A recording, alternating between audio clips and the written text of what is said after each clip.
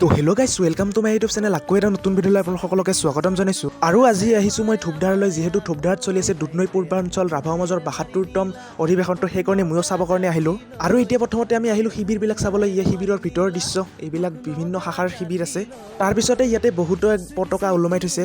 যিহেতু দুখন ফিল্ডত চলি আছে অধিৱেশন, তো সেইকাৰণে প্ৰথম ফিল্ডখনত ইমান চাব লগা নাই, তো নেক্সট ফিল্ডখনত আহিলোঁ।